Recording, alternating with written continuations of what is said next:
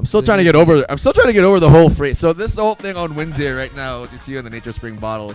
So for everybody watching at home, you can actually get your own custom made, but there are conditions for you to have that logo on the Nature Spring bottle. That's pretty dope, though. Shout out to Sir Lua and everybody in Nature Spring. But welcome back to another episode of Grand Slam Thursdays.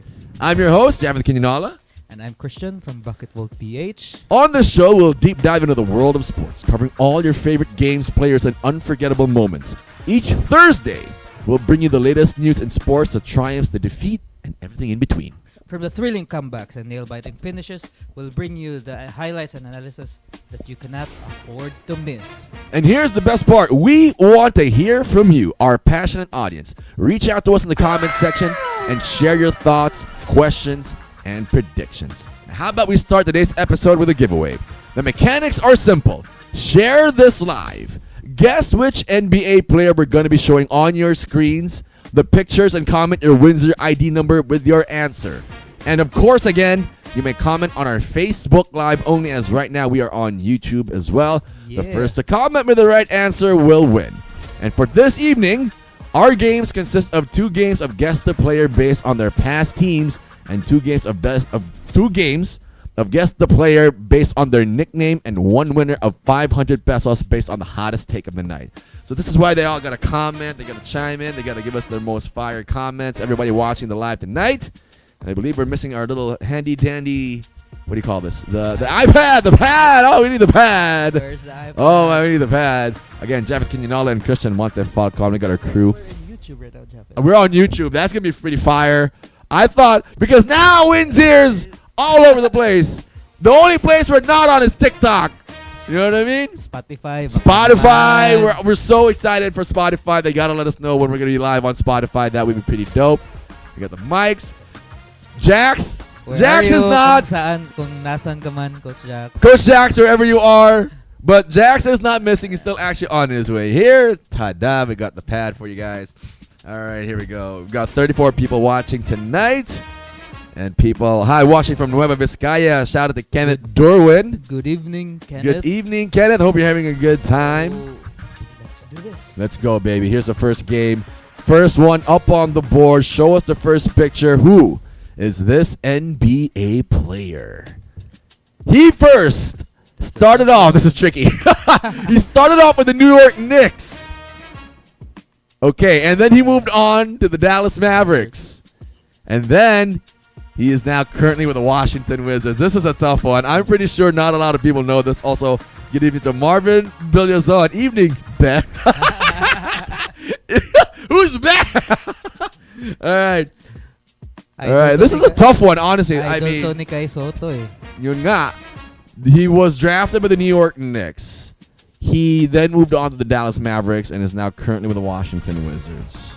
Not currently. No, not currently with the Washington Wizards, sorry. Last He season. was with the Washington Wizards last year, and his current team are the Boston Celtics. So, and I think we got a couple of people up on the board already saying that they got the right answer. This might have been a lot easier than I thought, Chan. A lot of people were already saying the right answer, so I think we got a winner. We actually do. Our first winner of the night is Charlie De Gracia, verified number 123-604-8804. Familiar name. He's also one of our avid viewers. Shout out to Charlie De Gracia wherever you're watching. We appreciate you. The correct answer is Kristaps The Unicorn. Porzingis, the Unicorn. Congratulations to our first winner again, Charlie De Gracia. If you didn't win this time, don't worry because we still have 4 more games later.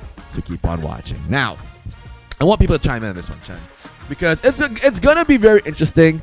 We are now moving on to the NBA season. This is every basketball fan's favorite time of the year. We're in October. We're seeing the lineups, all the teams, and all the things that went down over the offseason. The summer league, the rookies that were drafted. Everybody's going to make their predictions. We're here to help you make your Winzir bets, essentially. Okay? What we're going to go through right now is we're going to go top 5 in the East, and we're going to go top 5 in the West. So, Chan, I'm going to start off with you here. Who do you believe will be the top 5 in the Eastern Conference as the NBA season rolls in? I got the Boston Celtics. The Boston's number 1. The Milwaukee Bucks. Boston Bucks number 2. Yeah. I believe because on how Miami played last season, I think they're gonna go Miami number 3. Yeah. Woo! if they can continue the way they played last season. So I think, Okay. Number 4. I would go with the New York Knicks. The New York Knicks. If The New York Knicks. the New York Knicks Oh is my God. I think they're basically a very unpredictable team. They have seasons that they were good and suddenly They're always bad. up and down. Yeah, so I'm betting on the fact that this season they might. Julius Randle. Here's my interesting question to you. Do you trust Julius Randle? Do you trust R.J. Barrett? Do you trust Emmanuel Quickly? Do you trust the New York Knicks system and offense and defense, whatever they're doing down there in New York? Because every year, they always seem to be super dysfunctional. There's always something happening in New York that brings that whole team down. Do you trust them to be the 4th seed this year? Yeah, I think so because they already have the experience from the many seasons that they have been together. I think aside from the addition of Brunson, the team of the New York Knicks already Brunson. have probably 4 or 3 years under their belt together. So I think the familiarity and the chemistry of the team would be very beneficial.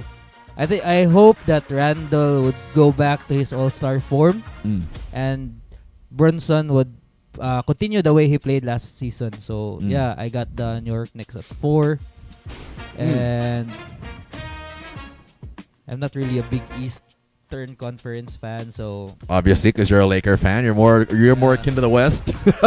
I'm gonna put the Hawks at 5 because The I like the way Hawks! the way Trae Young plays. This is some incredible. I like it. I like the prediction so far. So I'm gonna shout out a couple of people. Ricky Gila saying Bucks, Celtics, Knicks, Heat, Sixers. Renz Jimenez saying Celtics, Bucks, Hawks, Sixers, Heat. Alvin Hernandez has the Sixers at the top of the East, Boston, the Cleveland Cavaliers, the Milwaukee Bucks, and then the Miami Heat at 5. I got Kenneth Derwin. No, not Kenneth Derwin. Kale Kizon, again, I think one of our avid viewers as well. Boston, Miami, Milwaukee, Philadelphia, and the Brooklyn Nets. Are we expecting a resurgence from Ben Simmons? Yeah. Loki, I gotta give a shout out to Derek and Dinalo who might be watching. But they have Mikal Bridges. They have Ben Simmons. Cam Thomas, a very capable scorer. We know that. Just watching the game the other day versus the Lakers. Then you have Dorian Finney-Smith. That team is loaded defensively. The biggest problem would be their offense, right? Who would be their main guy? Obviously, it would be Bridges. But who's next to Bridges? That's going to be the interesting question. I think Ben Simmons. Here's my take on this real quick, because so many people over the years have been bashing Ben Simmons and making him like just cannon fodder for media, right? I think this is going to be a good year for Ben Simmons. We're going to see him go back to maybe 16-9. He's going to start off that way, 16 points, 9 rebounds, and maybe 4 or 5 assists. Then all the talk will die down as to whether or not he's a bust, because I don't think he's really a bust. He's already been an all-star, but he fell off for 1 year, and now he's going to make a comeback, and he's going to be very big. Now, I'm seeing the comments. Here's my 5, right? And I know that, I'm going to confirm this with the guys in the back. Do we already have the odds for the top 5 in the Eastern Conference and the top 5 in the West? Not yet. But here, when the odds come out, you're going to be looking. It's going to look something like this, all right? Number 1. The number 1 seed in my mind would be the Milwaukee Bucks. Why? Let me explain why. It's because offense works really well in the regular season. Correct. It works really, really well. You have Damian Lillard, Chris Middleton, and Giannis Antetokounmpo. Then you have Pat Connaughton, Brook Lopez, who I believe Pat Connaughton will be starting now. Drew Holiday's no longer there. We already know where he is. Offense works really well in the season. You run up and down, and nobody's really going to be stopping that Lillard and Giannis Antetokounmpo combo in the regular season. They're going to use the regular season to figure out how to stop it. They're going to try different things. Different teams are going to try different looks, and then they're going to figure out in the playoffs that, okay, this is how they're going to stop Dame.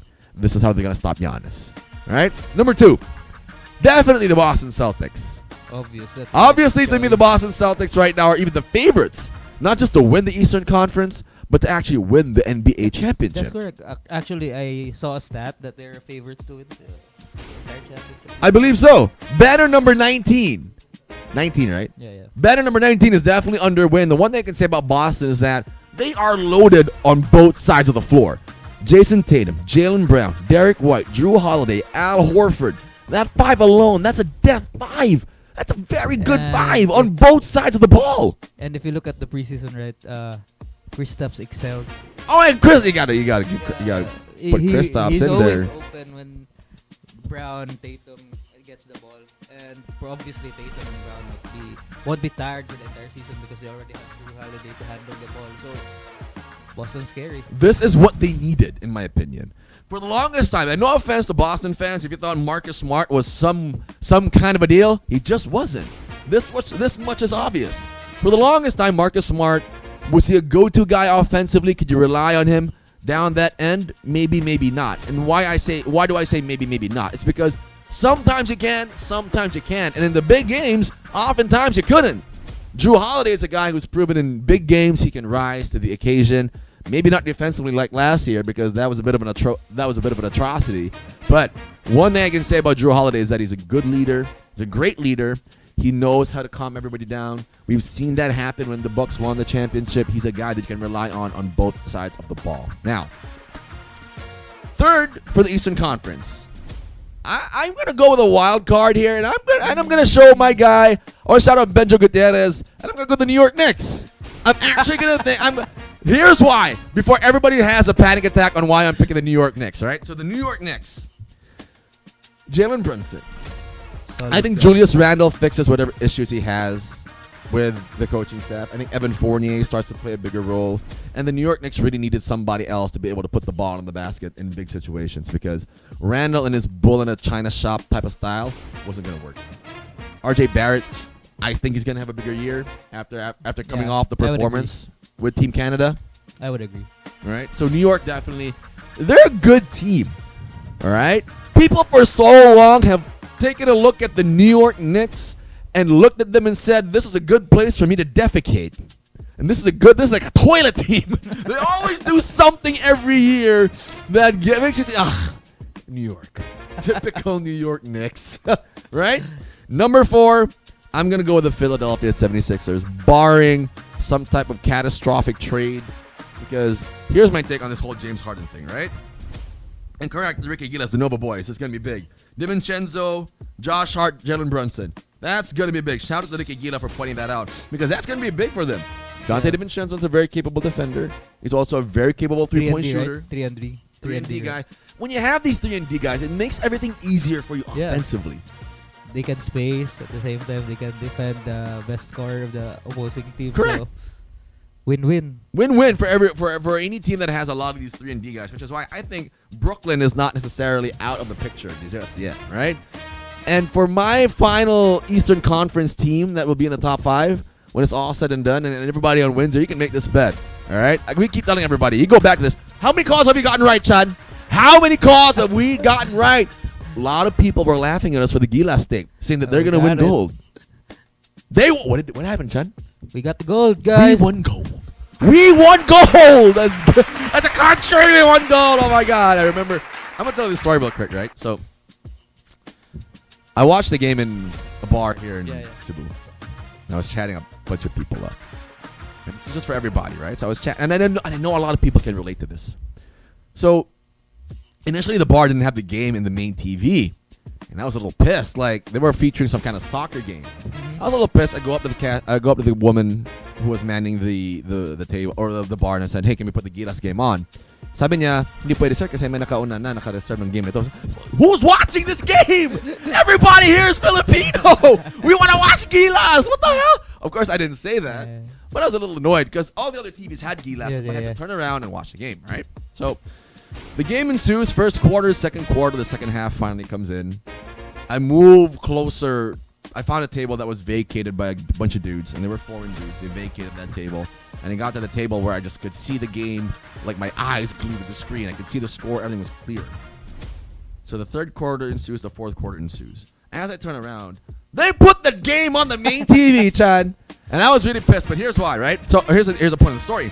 So when you go into these bars, you don't know anybody. I didn't know anybody, but I ordered a bucket of beer, and I had like wings and stuff. All of a sudden, I'm high-fiving people.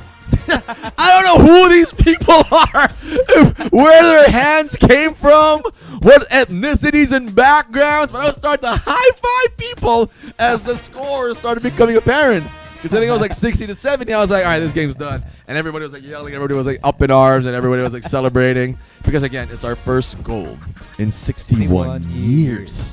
Imagine that. That's long. I wasn't around yet. My dad, my parents were not around yet. Who were the players that? Who were the players that? I don't know who was. The Lozagas? Ricardo Loizaga. And shout out to Ismael Almuhawas. Yeah, let's go, baby. 61 years. Been a while. Basketball's been around that long. The NBA has existed for 75 years. That should put it in perspective how long it's been since we've tasted gold. 61 years, 14 years outside of how long the NBA has existed. That's the last time we won gold. But I digress. My 5th seed right now in the Eastern Conference. This is tricky to me because you can go either Cleveland or Miami, but I'm going to go Cleveland. For the simple fact that I know Miami won't take the regular season as seriously as they should because Jimmy Butler won't care until it's the Eastern Conference playoffs. Playoff Jimmy, right? Correct. But here's the thing that I don't like about Jimmy Butler. He's going to take the season. He's probably going to go like, 15-5 and then try to turn it on in the playoffs. But now, because I felt like that was a very cute trick from Jimmy Butler. We're not going to see this year a Jimmy Butler that's going to be the one where you start drawing comparisons to Michael Jordan. Right? Because he's not really even Michael Jordan-esque. Let's be real. The numbers aren't Michael Jordan-esque. It's just his attitude that gets us thinking he's like MJ. And then the rumors came out that he was MJ's illegitimate son. Right? It's ridiculous. Now, Chan, and I want people to comment on this one. And Robin De Los Santos, let's talk about this real quick. Was it because of Tim Cone? Are we gonna? Was it all because of Tim Cone, or how do we look at this? How do we dissect this topic real quick? Yeah, I think partly it's because of Tim Cone. Like what we talked about before the Gilas arrival in the Asian Games. Tim Cone chose players who were familiar with the system. So basically, Tim Cone already knew who the players to pick. Correct. So most of the guys he picked are his players from the Southeast Asian Games where the Philippines were hosting, and the players from Ginebra. And the other guys were players who played for the national team during the FIBA World Cup where Tim Cone was the assistant coach. So basically, these players already know how to play Tim Cone's system. So yeah. Partly because of Tim Cone. I give Tim Cone, let's say we're talking about a distribution of the credit, I give him like 30% of the credit. Yeah. And the 70% belongs to the players, obviously. Because Tim Cone, I give him a lot of credit because he came into this one, so much adversity. He couldn't even pick the players he really wanted to play. But that came in as a blessing in disguise because all of a sudden the players that he had stepped up and stepped in a big way.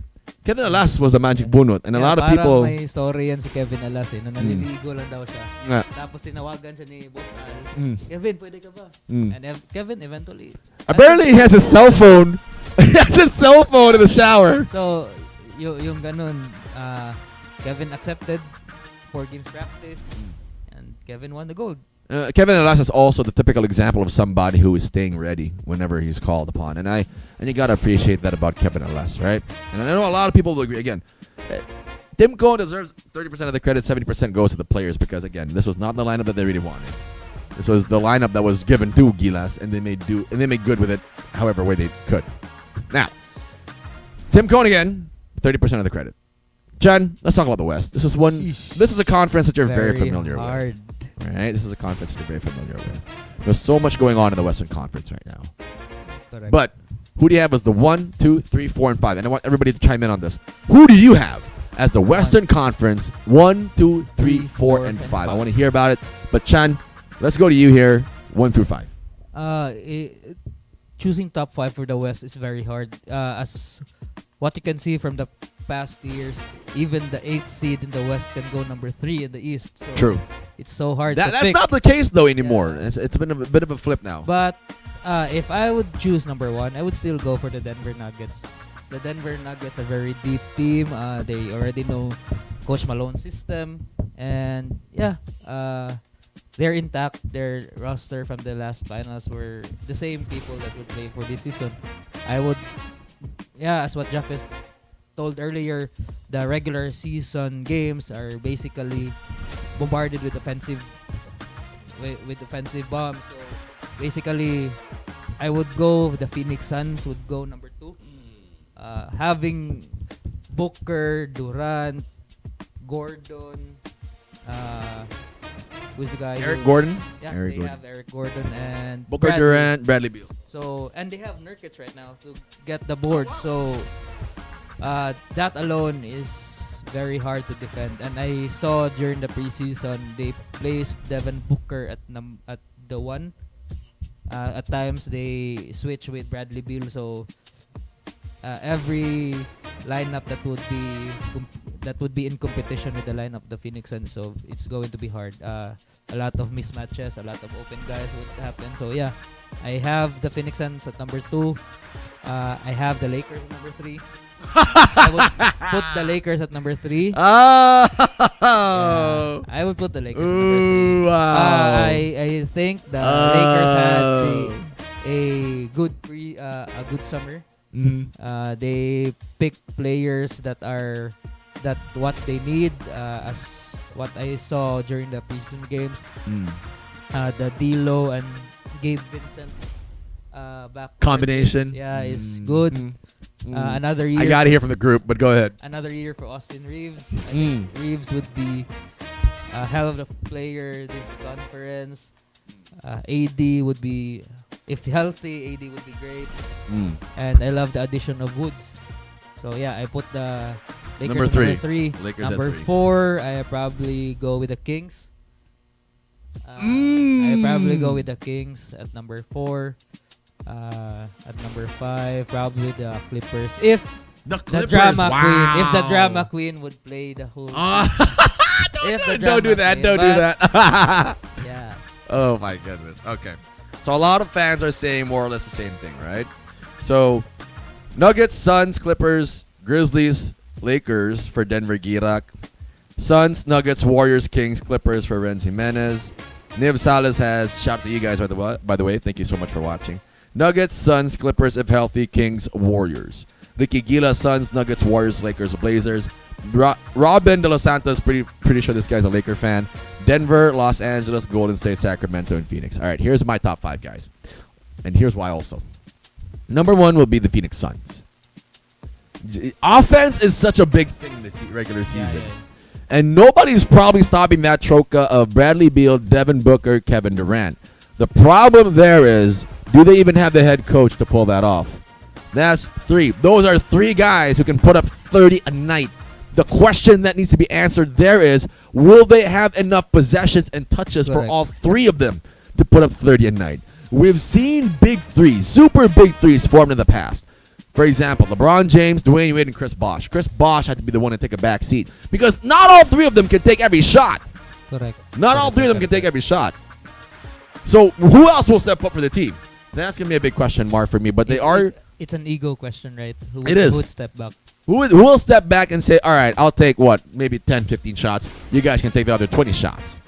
And that's a lot of shots for 1 or 2 players. That's why normally it works for 2 players, and then the rest take their 10 to 15 shots. So this is going to be a big question mark for Phoenix as they roll along. Are they going to be purely offense? Who will play defense for this team? Who will do the dirty work for this team as well? And I doubt it's going to be anyone named Devin Booker, Kevin Durant, or Bradley Beal. They're going to need to figure that out. That's going to be a big question mark, but expect them to be the number 1 seed because, again, offense wins a lot of games in the regular season. And Phoenix is not new to that. Ever since the days of Steve Nash, they've always seemed to have that identity. Then with Chris Paul and Devin Booker, now you're going to see it with this addition of the Phoenix Suns. The 2 seed will be the Denver Nuggets. Nikola Jokic, Jamal Murray, they're running that whole team back. And Nikola Jokic, as much as we've seen Nikola Jokic look bored coming into the season because he'd rather be at the horse track than on an NBA court, believe me when I say this guy can dominate basketball. He loves the fanfare. He's a guy that you can give him the basketball down on the block, and it is, according to JJ Redick, the most efficient offensive play in basketball, bar none. Denver's going to be the number 2 seed. Now let's talk about the 3 seed. I actually have the Hard, Lakers. hard, I'm going to go with the Lakers. Here's why. Because LeBron James, Why? LeBron James, in my opinion, the greatest player of all time, he's going to run it back for another year. He looks really good out there. 21st year. Anthony Davis, if he can keep healthy. But even if he doesn't keep healthy, it looks like the Lakers have figured out ways to plug certain holes. Correct. Roy Hachimura is back. They added Christian Wood. Austin Reeves is coming back for another year. They plugged in that hole between D'Angelo Russell, starting the games and trying to find his rhythm. They got to spark plug in Gabe Vincent to do that now. So that lineup in LA to me is looking really good, regardless if Anthony Davis stays healthy or not. And I heard this ridiculous notion that he's going to be attempting 6 3-pointers a game. Do not do that. He is literally like the 159th ranked player shooting threes. All right? Number 4. Robin Andrew De Los Santos, Nikola Jokic, smart player. One of our favorites, of course, in Noel Ramos saying Suns, Nuggets, Lakers, Warriors, Mavs. I don't have the Mavs, but I do have number 4, the Warriors. I'm very skeptical as to how Chris Paul in that lineup would work. You saw the highlight, right? I saw the highlight. When Chris Paul dished a pass to the cutting Klay Thompson, and Klay Right. Thompson doesn't know what to do with the ball Correct. because Klay would probably rather have the catch and shoot. but Correct. Chris Paul passed it while Klay was cutting. So what Klay did, he just threw an off-balance jump shot which he missed. So Chemistry is going to be a thing for yeah, these guys. correct. Chemistry is going to be a bit of a conversation for the Warriors because, again, Stephen Curry, we like to tag him as not really ball dominant, but over the years, if you've actually seen Stephen Curry play, he can be oftentimes he is ball dominant because he does get the ball off these pin downs, off these actions by the baseline, by the wing, wherever you want to have Stephen Curry operate. He comes out up top, and then he has the basketball a lot. Basically, what you're doing is just holding the ball for him, and then when he gets it in a place where he likes to operate, then you're going to see the magic that is Chef Curry. However, now that you have Chris Paul, it's an alternate person to create offense for you. The question is does that fit well with the Warriors system? That's a big question mark. And the reason why I have them at number 4 is because, again, who's going to stop Golden State in an open court type of game? Yeah, it's so hard considering they would go small ball. They would be really fast for this season. So yeah, and so long as you have Klay and Steph Curry at your backcourt, it's gonna be hard. Considering the game right now in the NBA is more in 3-pointers spacing.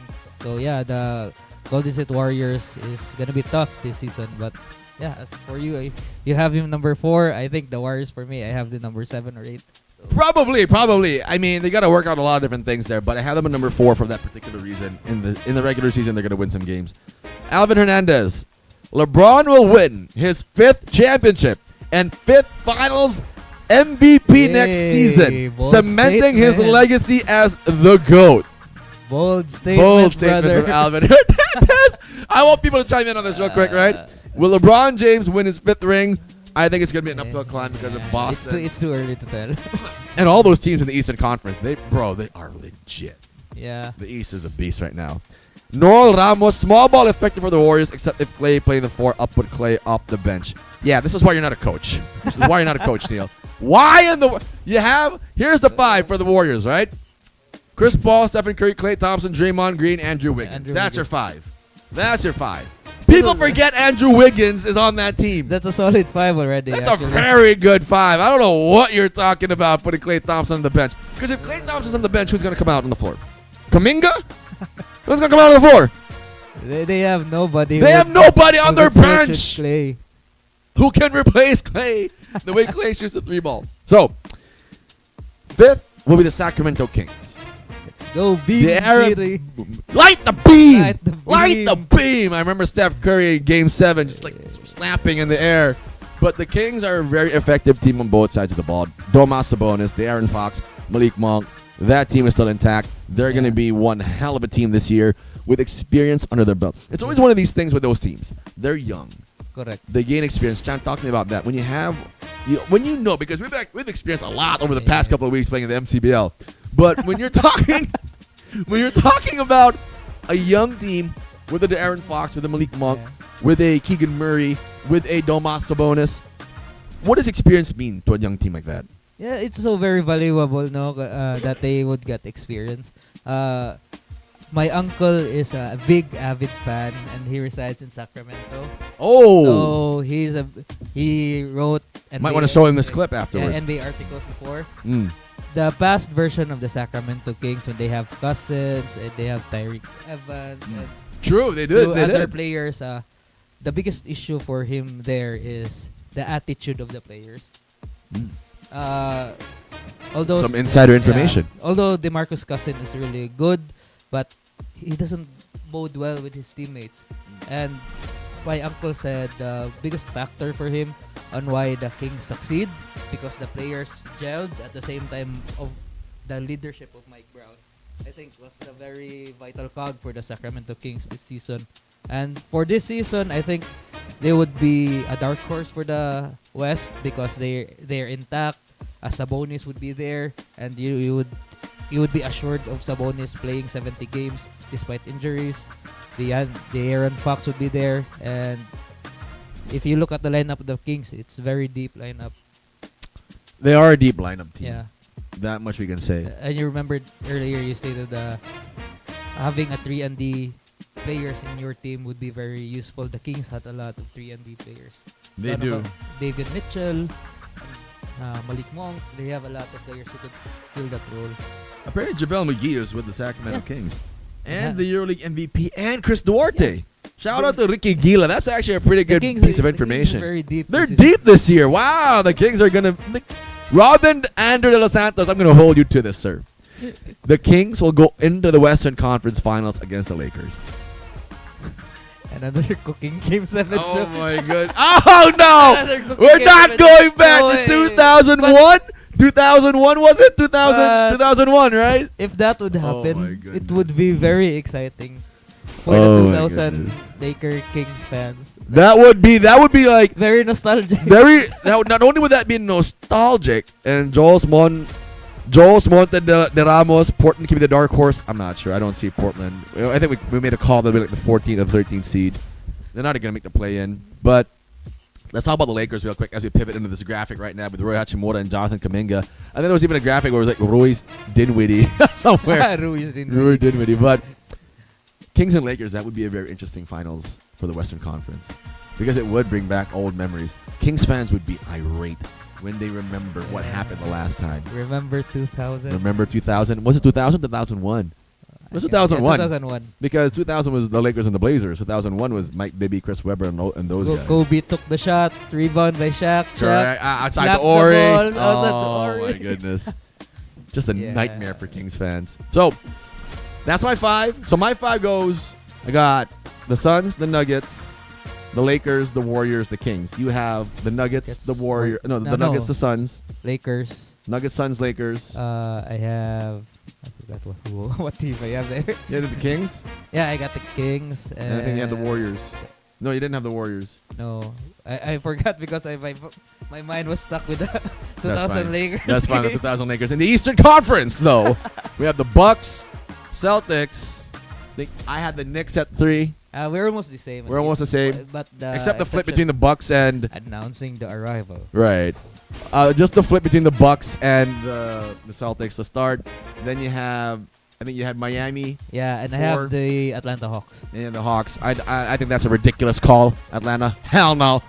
The Knicks. And I just like Trae Young, so yeah. I have the Cavaliers also coming into this one, right? So, Reynaldo Timblanco Suns versus Lakers if there's no injury for both games in the regular season. We made a call last week who would be in the conference finals, right? The Eastern Conference definitely going to be Bucks Celtics. Yeah, yeah. No doubt in my mind. I had the Sixers, by the way, also in the Eastern Conference top 5. But the West, we barely talk about. It's very tricky for the West. Like, Who do you have? Make a call right now. Let's make a call. Yeah. That's a game I don't want to come see. on. Obviously, I would have the Lakers because I'm a huge Laker fan. Okay. But for the other team, it's gonna be a battle between the Denver Nuggets and the Phoenix Suns. The main issue for the Phoenix Suns is they're very important also for the Phoenix Suns to stay healthy because they're not a deep lineup. Right? That's true. If one, I don't see Phoenix making it past the semis. if KD goes down, it would be a huge blow. Either of the big three, one of the big threes of the Phoenix Suns would go down. It's going to be a very tough for them this season. I'm going to give you a couple of dark horses, though, Chan. The Pelicans, with a healthy Zion Williams, Brandon Ingram, CJ McCollum, that's one dark horse. Yeah, I Into think the playoffs. yeah, The but Mavericks, Irving and Doncic, they rarely get talked Yeah. about.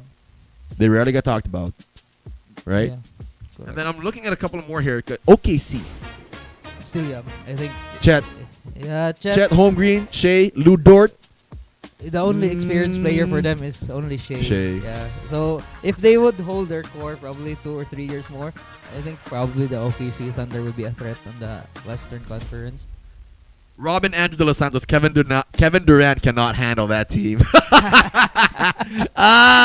You might have a point, sir. You might have a point. Renzi Menace, hope Zion's healthy, but that's a good lineup.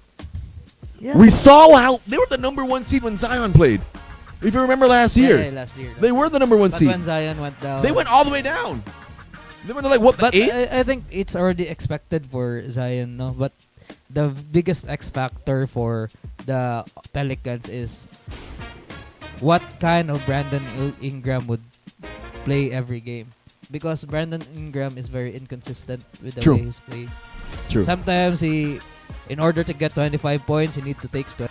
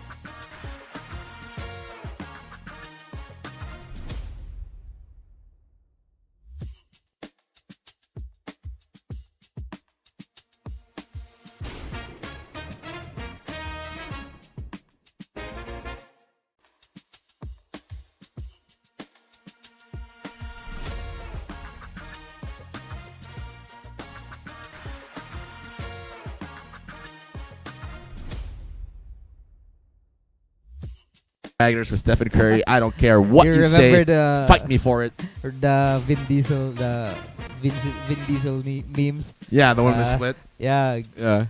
Filipino fans, Warriors, tapos Mm. Lakers, Mm. Gilas Pilipinas. After FIBA, They split. Oh, that's a good he one. is coming. That's a good one. I don't. Here's why, right? Here's why. I don't believe a lot of Golden State fans are Golden State fans because you're gonna have to come to me and tell me that you know about Monte Ellis, that you know about Kalina Azubuike, that you know about Andres Yung Bieber. iba dyan, Warriors know fan about- lang kasi pogi si Steph. Steph at Curry, si I mean, Clay. no, because Steph Curry was so influential and such a game changer that it was a no-brainer for people to idolize him because he represents, Yeah. John, what a lot of people can't do but can do. You can shoot. Anybody can shoot. But, ladies and gentlemen, and to a lot of kids out there watching, nobody can shoot like Steph Curry. The same way nobody can dunk. No, you can't, Jax. Nobody can dunk like LeBron James. Only It's Ja- easier to shoot than it Only is to Ja- dunk. Only Jax Bautista yung nakakashoot like Steph Curry. No? What- Announcing the arrival. And of course, of we are the now very joined legendary. by the UPIS legend, the Southwestern University Cobra, the former Safi starting point guard for the USC Undisputed. Warriors, the undisputed. Boxing. Boxing. We only need his weight, but we can't get that. That's private information, apparently. So, we're the Lakers and the Warriors. Yep. Initial thoughts, Chad. I'm going to go to you on this one first. Initial thoughts, Lakers, Warriors. What did we see? What did it be like from both teams? I think I like the depth of the Los Angeles Lakers. If there would be injuries, hopefully not. They have Jackson Hayes and Christian Wood that would replace AD. They signed Torian Prince. an experienced Max Christie that would be that would basically replace LeBron if LeBron goes down. So the Lakers are very deep. They have a lot of 3-and-D guys that can defend, which is an issue for the Lakers during the Western Conference Finals last season. So basically, the Lakers are retooled. However, the Warriors, on the other hand, as what I can see, I think Coach Kerr just bluffed that he would put Klay Thompson at number 4. I think it is just a broadcast. Because it would be the threat. their starting lineup would go around Chris Paul, Stephen Curry, Klay Thompson, Andrew Wiggins, and Draymond Green. So expect fast-paced Golden State Warriors this season. The biggest issue for the Warriors, if they would go against the bigger teams like the Denver Nuggets, the Los Angeles Lakers, or let's say the Phoenix Suns, how can they defend those big players? True, that is going to be a problem for AD. Golden State. Like, Draymond Green can defend, but it should be You can't defend everybody. It would be very hard for Draymond Green to stop AD or Nikola Jokic down low. So That's true. that's going to be a real problem for the Golden State Warriors. So yeah. Couple of comments that I'm really liking right now. Robin Andor de Los Santos. Yes, agree. Many of these fans of Golden State are just bashers of LeBron James. So you know how you see that graphic, the Fast and the Furious graphic. So the Golden State fans and then the bashers of LeBron James, and they unite whenever there's the Lakers and the Warriors. Here's a really good one as well. Don't tell me you're a Golden State fan if you don't know Mikael Petrus. Ooh. Marvin Bellezon, I'll give you a good one. I'll give you a better one. Do not tell me, do not come up to me and tell me you're a Golden State fan if you don't know sorry, what's his name? Not Sarunas Jasikavichus. I'm trying to go deeper. I'm trying to go Marcelonis from the 1990s. Shish. It's too deep for me. Marcelonis. What's your age? This was the guy. 1990s wala, di pa ako No, buhay no, nun. hold on. So I think his name was Sarunas Marcelonis. I think his name was Sarunas Marcelonis. Somebody get this information for me from the guys in the back. He was the guy that Michael Jordan and Scottie Pippen had an argument about Who's gonna guard? who's going to guard him. Yeah. Because they did not want to guard this Golden State dude. Sarunas. I think his name was Sarunas Marcelonis. Golden State Warriors. Is that the Euro guy? I think I need the guys in the back to look this up. Sarunas Marcelonis. Sige, spelling mo yan. That's so hard. Oh, there. I Oh, told there, you. there, there. I knew it. Golden Sarunas State Marcelonis Played for the what? played for the Golden State Warriors. Yeah, he started They're selected born. by the Golden State Warriors. I 27 told y'all they were having a headache pick. trying to guard this guy back in the 90s. Shooting guard, oh. Shooting guard. Bruh, this guy was... Last And Reynaldo Timbalacco, thank you so... Do not ever tell me. last team niya, Denver Nuggets. I believe so. Oh, 1987. from Lithuania. Sixth round from Lithuania. 6'5" shooting guard. 6'5" Oh. shooting guard. We're getting it up on the screens right now for everybody watching right now. Sarunas Marcelonis, do not tell me you're a Golden State fan. Neil Ramos, stop pretending that you know basketball. Hold on. Listen. They were called Run DMC, not Run DMC. DMC. May sinabi. Nasa Typo, Neil. typo. Neil. I'll only believe it. Hold on. Let me look at this real quick. Wait. Hell no, that's not a typo. Look how far the D and D are on the screen. Hell no, that's not a typo. Come on, Neil. For everybody watching, Neil is actually a colleague of ours that we Yeah. love to make fun of a lot. Yung sinasabaw natin. Oh. Yeah. Baron Davis. Look, I'll make it real simple for Warriors fans. If you weren't there for Run TMC, if you weren't there for Sarunas Marcelonis, if you weren't there for the We Believe Warriors, and if you weren't there for those moments with Monte Ellis and Andres Biedrins, I don't know what this is. But again, Jax, I'm gonna go to you on this one. Lakers Warriors. We digress there a little bit. We're going back. Lakers Warriors. What did you like with Roy Hachimura, Jonathan Kuminga, LeBron James, AD, Stephen Curry, and that whole thing going on with the Golden State Warriors? Well, as Christian said a while ago, Lakers will be a very good lineup for this year because they have deep bench. As I said, it's a 3-and-D team, no? Like again, it's like a position less for the Lakers. That's what I've said with Coach Tim Cohn when we had a team for the Gilas.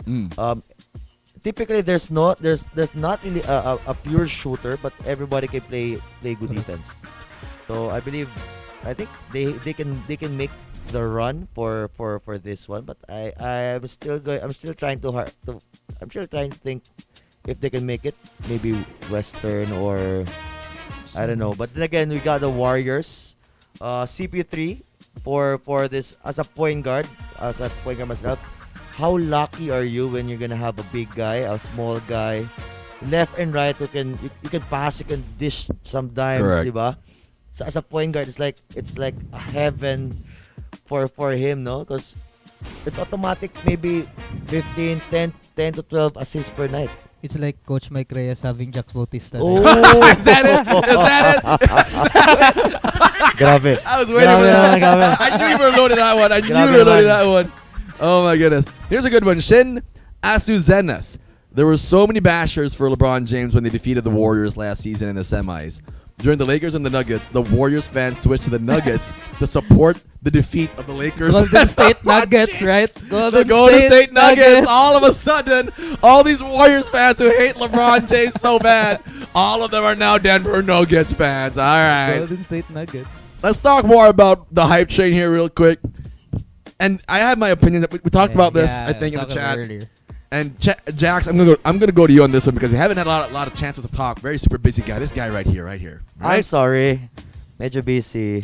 Wembanyama and Chet Oh, Holmgren debuted last night. Yeah. Spurs versus Oklahoma City. We're not expecting these two teams. Well, Oklahoma, we can expect them to be a dark horse as the season rolls on. But Victor Wembanyama, what did you like about him versus versus somebody who I think will win Rookie of the Year in Chet Holmgren? You know, when I watched the game, I was thinking na yung sinabi mo sa akin na Chet will bring the Rookie of the Year for this season, no? But then again, Victor was there playing, balling. Have you seen the video na one step lang? Then he tried to help. Di ba? One step, then he tried to help sa top of the key, I think. Di ba? Then nakuha pa. So, He's 7'2"? 7'3". 7'3". Jeez. Nagtabi sila ni Chet. Nagtabi sila ni Chet. Then, I think like, Chet is 7'1" or 7'5". Chet's ang probably laki ng gap. 7'1". Yeah. Malaki yung gap, like the wingspan. And well, it's Wait, hold on. Niv Salas stick fight. Stick with- That's a good one. I'm begging that to be the comment of the night. You saw the video That's a really good one. when they exchange flexes and their biceps. Oh yeah. Oh, yeah, my yeah, goodness. yeah. Stick Team in the fight. back. I need this one pinned. Niv Salas stick fight. That's my favorite Yeah, that's one of good. the That's night. good comment. That's a good comment. That's a good comment. Oh, that's good. Go ahead. Sorry. Well, but again, di ba, if you see, tawag ito, parang Wemby versus Chet, Yeah. you don't see always 7-footers who will play Correct. with that skill level. Correct. So it's gonna be exciting to watch how big guys play small guys, literally. Mushoot sa gawas, mo dribble. Imagine in the future 7-footer point guard. Lahat, no? It's gonna be the Monstars. Lahat, no? Puro 7-footers naman. I mean, we're getting there. Yeah, We're getting there. it's kind of fun to watch at the same time siguro na, di ba? Some guys can dunk, some guys can shoot. And you see other guys smaller than him trying to their best to guard the 7-footer guys. So it's gonna be good. It's gonna be a great season for these two guys. John, different question here, but same concept. We're sticking with the matchup between Victor Wembanyama and Chet Holmgren. We talked about Rookie of the Year projections, but Yeah. do you think this matchup is a matchup we're going to see a lot of in the years to come, and it's going to be relevant, whereby we're going to see these two really match up in the big games? Yeah, I think so. I think probably we're right at our cast last Thursday when we put Chet and Wemby to be the two players who would probably win this Rookie of the Year this season. So in the future, I think both of the players would be very vital for both teams. I think as far as their first duel is concerned, I think Chet was ahead skillfully because he already have probably one year already in his belt under NBA training. So yeah, and I think what with Wemby, as what we talked during our Viber conversation, I think Wemby's potential is very high. The thing for Wemby is, can he live up to that potential? Because potential without evidence of you doing it is nothing. So True. but as what you can see during their stats, it's almost the same. So imagine Wemby fulfilling his potential. It's very scary. Victor Wembanyama here is an interesting situation for me because I feel like his motor is a bit of an issue. And somebody said Kai Soto left the room. Joshua Cruz. Kai Soto was never in the room. These are two different animals we're talking about.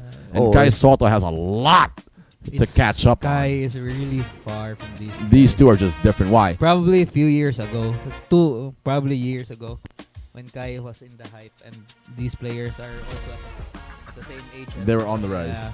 But these two right now it's Just a different level. yeah. But here's my fear for Kai Soto. Sorry, for Victor Wembanyama, really. Chet Holmgren, I'm sold on Chet Holmgren. Why? Because he plays good defense. And he's fast. He's fast. He's tough, too. He plays good defense. He's tough. I Like- love that about Chet. At this time, I think Chet is like a poor man Kevin Durant. He's a poor man's Kevin Durant that can actually, again, I love what he does on defense. Probably from years from now would probably overpass Kevin Durant the way he plays. Victor Wembanyama, again, for me, a little bit of a challenge. I like what I saw so far. We're talking about a guy. If he just stays on the right path, I think Victor Wembanyama can be actually something. Let's talk about a couple of guys who are also something right now at the present moment. Joel Embiid and Drew Holiday are being aggressively pursued by Team USA to play for the Olympics. Does this mean, Coach Shax, if you already have Joel Embiid, is this an automatic goal if they bag Drew Holiday? Joel Embiid already committed. That already is a fact. Yeah. We know that Joel Embiid is going to be committing to Team USA, but Drew Holiday is the one that I think Team USA right now is aggressively and actively pursuing. Jax, I'm going to start with you on this one. If Drew Holiday's on that team, should the rest of the world just pack it in? I think even Drew will not play. We get Joel Embiid, Steph Curry, KD. It's how will you guard those players, diba? Big That's guy who true. can shoot outside. You got KD who can shoot and drive. LeBron, Steph Curry, dead eye shooter. Especially when you're going to play with the World Cup, it's much. How do you help? Diba? How do you help the helper there? How do you help the helper? True. Diba? It's that's what they do. Imagine you have 5 out offense and your 7-footer is really good. Like, I think that's the biggest problem right now for the rest of the world. Like, how are you going to figure this out defensively? All right. How do you? Here's always the thing, Coach, that, and I'm going to ask for your perspective on this. When you have an overwhelmingly defensive required game plan, and what I'm trying to say is, if you're going up against a team that's so overwhelming offensively, what do you do? How do you tell your guys, okay, this is what we're going to do? We're going to try and find a weakness, but this is the weakness that we're going to try to exploit as much as possible. Well, the best thing to do is you slow the game. I thought you were going to say pray, but okay, slow the game. You slow the game, make sure they get as least touches as they can. I remember before when we played against it's San Carlos before when we had the players. When we had 7 players only. I believe that's 2010, 7 players only. 11, I think. Hindi ako nakasama eh. Kasi wala kaming hindi ako nakasama kasi kulang units, so hindi qualified. And then players got injured. So they started, I think, 7. So they had a game plan to Coach Mike had a game plan to attack during 14-second shot clock. Yeah. 12-second shot clock. And then the whole team just played zone. And we won games. Hold on, I gotta tell you this too. So I was talking to the MCBL guys for Ballerhood like last Sunday, right? I was telling them, all right, we're gonna have a chance to just compete if we shoot the ball 10 seconds after going to shot clock. Yeah. What happened? They shot the ball 22 seconds in the shot clock. And I was like, you know what? Whatever. Boom, boom. I don't even know this. Excited eh. Yung nga eh. Pero sa lahat na nanonood, no, like, when you're playing a game and you know the other team's so overwhelming offensively, that's actually correct. However, what happens most times is that, and I know a lot of people who play basketball can relate to this, you get so excited because all of a sudden the game's close and you want to be a big performer. Oh. You start chucking up shots early in the shot clock. The other team gets a rebound. You're not going to get the offensive rebound, right? Hindi mo ko sinabihan ng kalaban ng Artera at JPT. Yeah. So for me the best game plan there is to limit the possessions, the offensive possessions of USA. So how do you do that? You Slow the game down. Slow the game down. Jan, Drew Holiday on this team. Joel Embiid, we already know, is a commit. But Drew Holiday on this team, what levels does Team USA achieve with his presence on the floor? It's gonna be an answered prayer for Team USA. I having agree. Embiid And I agree. Drew Holiday. As what you can see during the World Cup, the biggest issue for the United States is the paint defense. Usually, the United States would lose the World Cup if they don't have a legit big man down low. That's true. Compared to the other teams, they have probably Jokic. Oh, so Jaren Jackson Jr. is not a legit center. so- We can agree. Having Embiid would be a big answer for the Team USA. And now, if they could get Drew Holiday, who would probably defend the likes of Dennis Schroeder, Shea Gilgeous-Alexander, and Luka Doncic, to name a few, during the Olympic Games, it's going to be an answered prayer for the Team USA, and it would also give breathing space for the other guards, the likes of Stephen Curry, in order for them not Devin to Booker. defend the best player of the other team. They could Steph Curry right now, if he would play for Team USA, would be focusing only on offense rather than defense. So it would create matchup problems and probably make Team USA a lot healthier on going to the gold medal round. If there were ever two gaps on Team USA, you're looking at them. Correct. If there were two spots that they needed to assure, these are the two spots. Correct. You're talking about a center who defends, who can shoot the three ball, who Yeah. can create his own offense. And then you're talking about a point guard who many believe, and a poll was ran the other day, Chan, about, and they were polling executives and GMs, and one of the questions were, who is the best perimeter defender in the NBA? It's that guy on the screen. Mm-hmm. Everybody voted, like, I think it was like 13% share for Drew Holiday, and everybody else was like boom, boom, boom, boom. Oh. Because Drew Holiday, in my opinion, is the best perimeter defender in the NBA. And you don't need him to score on Team USA. You already got LeBron, Durant, Curry, Embiid. If you're out on the floor, let's say Anthony Davis joins this fray. We already know Draymond Green will probably be playing for defensive purposes. Klay Thompson might even join this team as well for shooting and outside touch. This team, this was the weakness. This was the weakness. They filled it. Yeah. So the Lakers and Warriors team will join forces. They're gonna unite, They right? will They're gonna unite. unite. Parang Join TNT forces. lang, Zebra for Gilas. No bandwagon daw muna. No bandwagon muna. They're gonna unite. We're Team USA. When come July, we're just probably gonna be hoping if we're gonna see a replay of the 1992 Dream Team, because I don't really see a lot. Joel Embiid was the one outlier for me. Where he would join would ultimately determine if we're gonna have a competitive Olympics or not. Oh, last year, ano, no? Kasi He was supposed to be with France or Cameroon. France or Cameroon, right? If he joined France, I thought, okay, that's a threat for France would Team be USA. very threat. Anthony Davis would need to play. They're Yeah. not going to stop Gobert, and Gobert's not much of a threat offensively, but Embiid is. May Wemby pa. and Gobert. Wembanyama. Embiid at Wemby sa And France. Wembanyama. All right. Do you think Wemby will play for France? He will. He will He play will have because to, it because would now be in that Joel's Paris. not, He And it should. would be in Paris, fan. So home court. yeah, home court. Wemby would probably play. And again, Embiid's not playing, so Wemby will be needed. Wemby will be needed. With 1 year of NBA experience under his belt. And France, Nicole, Ababa, they got to have role players, not all-stars. I think the bench is loaded with guys who know exactly what their roles are. Again, when you have Klay Thompson, Draymond Green, you're probably going to add, let's say, a Kawhi Leonard. If he's even going to play, I don't think so. We've never seen Kawhi Leonard play in international competition. Kawhi Leonard play for the USA. No. Oh, he's a fun Probably guy. Paul George He's a would fun be- guy. He's Yeah. a fun. Paul George would probably. be, yeah. But if you're not going to get Kawhi, you might as well get Mikal Bridges. Tatum, Brown. Oh, Tatum and Brown. Oh, my goodness. goodness. That is a loaded team, man. Super loaded team. All right. So now that we know what's going to happen here, let's go on to a more happy time. Our prediction. A happy time.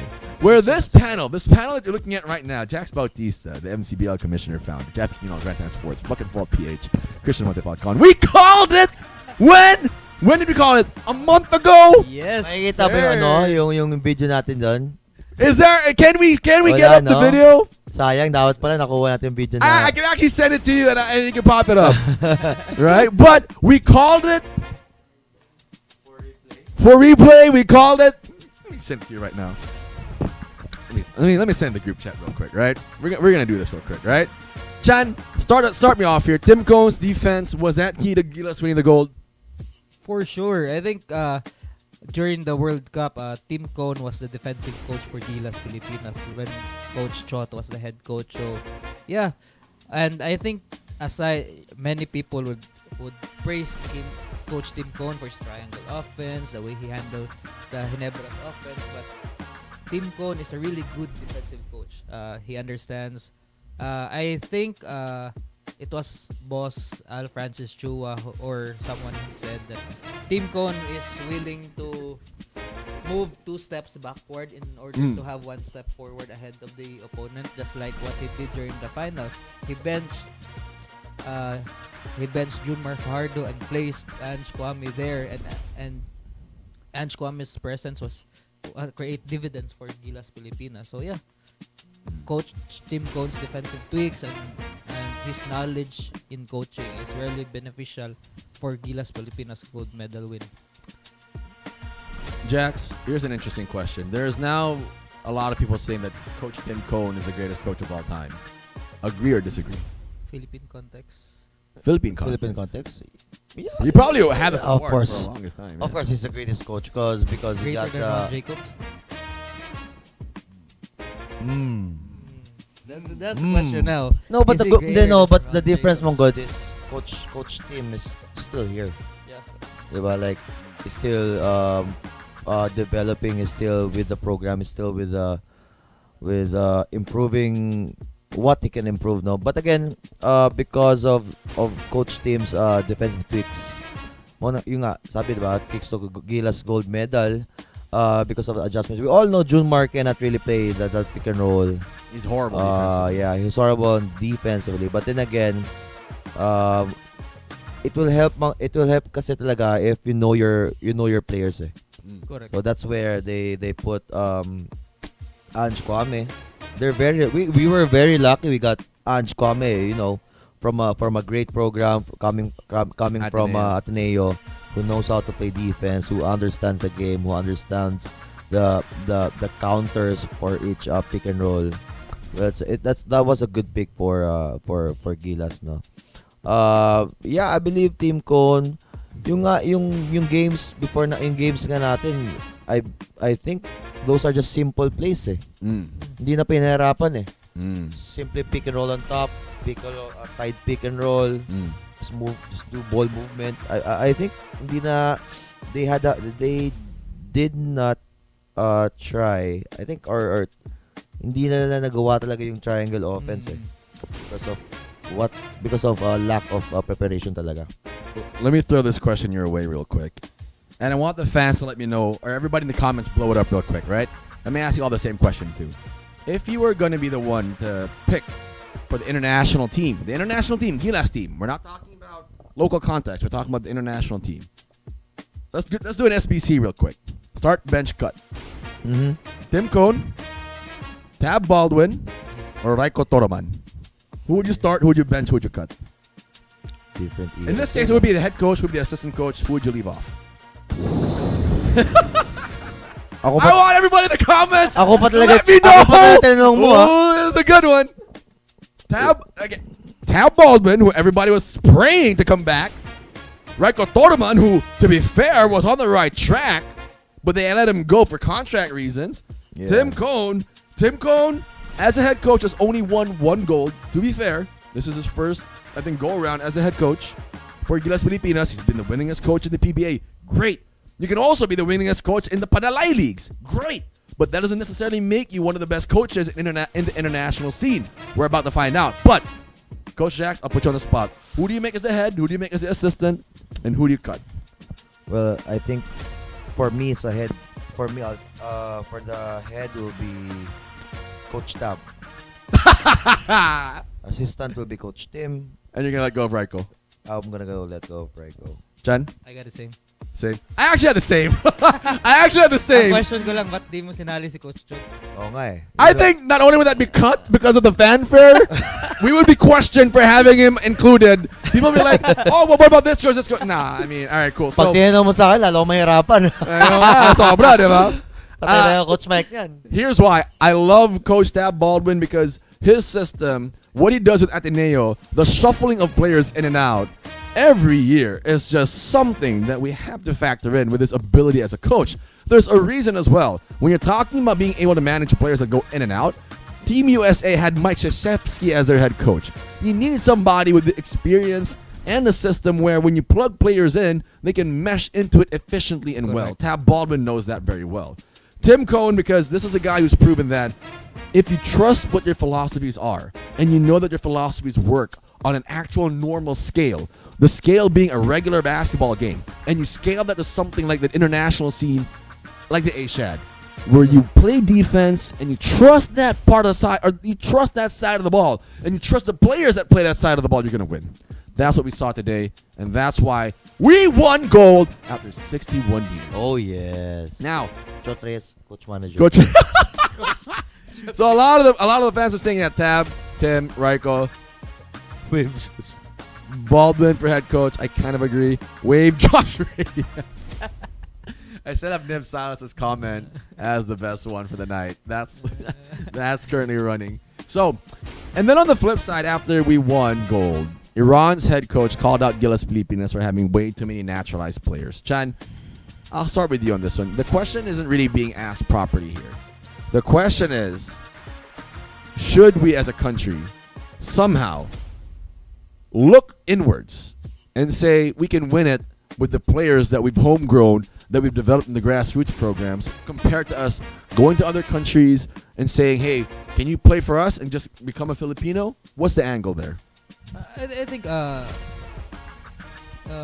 having naturalist players, I think is not really a big issue right now. A lot of countries have been doing this. United States, in fact, during the 90s, I think have already did this when they had, early 2000 when Olajuwon, right? He's not. Correct. Yeah, he was not. I think he's Nigerian. Yeah, he was naturalized. So I think the United States have already done this before. They did it when they have Tim Duncan, who is not by citizenship an American. That's true. Yeah. So yeah, I think it's not an issue. What happened here was the Iranian coach, after almost having the comeback win against Gilas, I think he does not understand the concept of citizenship here in the Philippines. He thought that probably. To be fair, I don't either, yeah, but go ahead. He thought probably Chris Ross, Scotty Thompson were not Filipinos. When Oh, in fact, mga their negro. mothers, when their mothers were Filipino. So CJ Perez. yeah, a lot of I think I saw a post from China where he said that Philippine players were not Filipinos.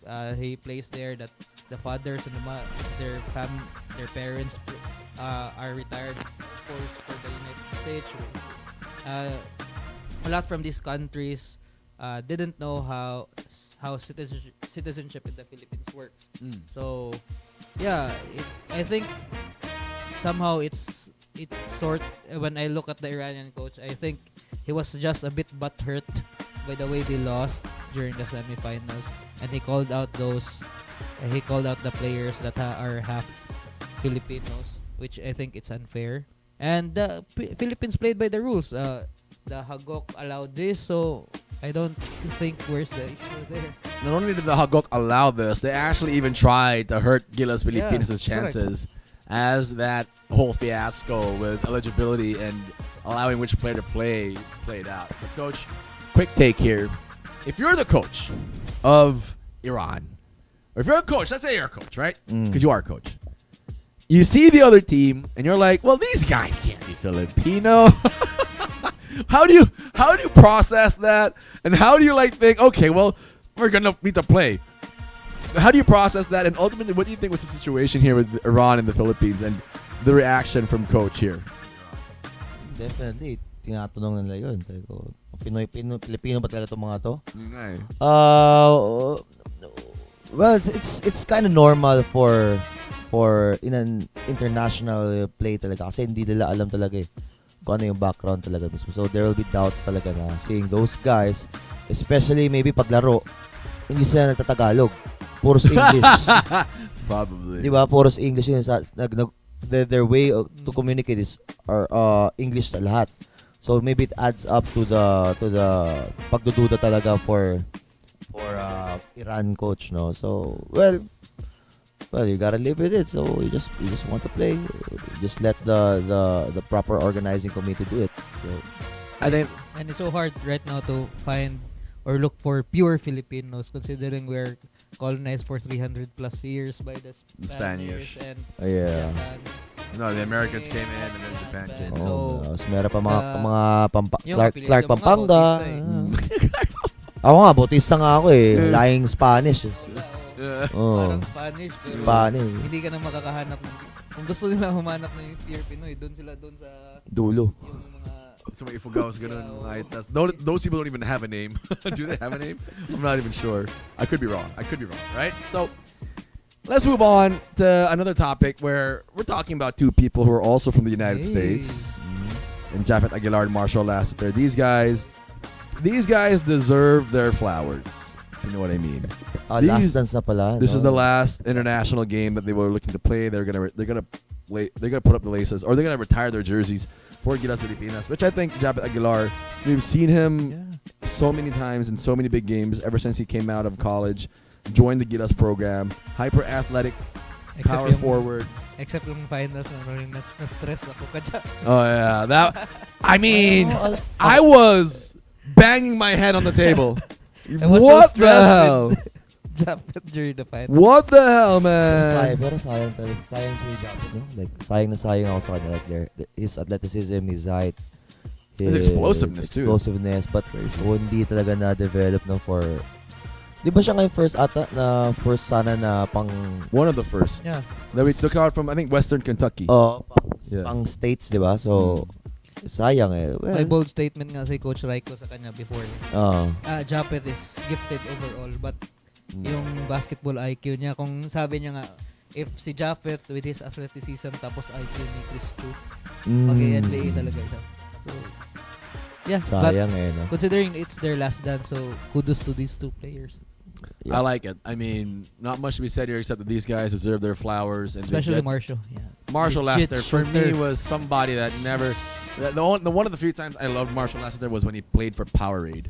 Oh, yeah. Him, JV Castro, and Gary David were Oh. absolutely That was nuts. like the Golden State Warriors. Oh yeah, they were the right? first. They were the first. I'm telling you all right now. Go back and look for these Powerade tapes. They were Golden State before Golden The State, state happened. right? JV Castro, Marshall Lassiter, Gary David, Sean Anthony, Doug Kramer. They were absolutely insane. El Granada. El Granada. That was the birth of El Granada. Oh my goodness, that team was Nagli-layup. crazy. And I think they had Billy Mamaril. I remember that team because they were so good. I'm like, what the hell? I think They were the other there. Sean Anthony. Sean Anthony, yeah. They were number 8 and they beat They I beat- think, B-Meg. They beat BMEG. They beat San Miguel, I believe. They beat at the time they're Coca-Cola. Power is under what? Coca-Cola. Coca-Cola. They were Yeah, they're like an extension team. Yeah, Right. farm team. Farm team, yeah. But they weren't your typical farm team. That was the last time I believe I really watched the PBA because Yeah. holy crap, Gary David, David Castro, they were pulling up from the parking lot. Boom!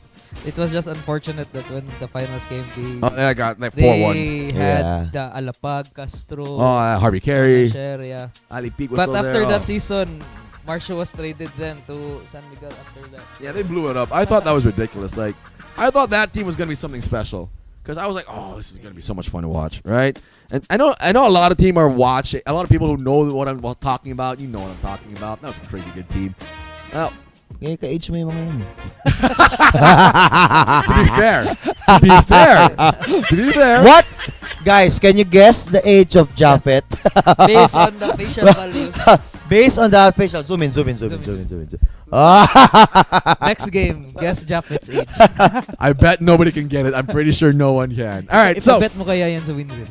let's see what the odds are in Winzir. What the plus is, what the multiplier will look like, right? But here's another one. I'll make it a little quicker too. This is actually I'm going to make it tricky for everybody. We're going to go SBC on this one. We're going to go start bench cut.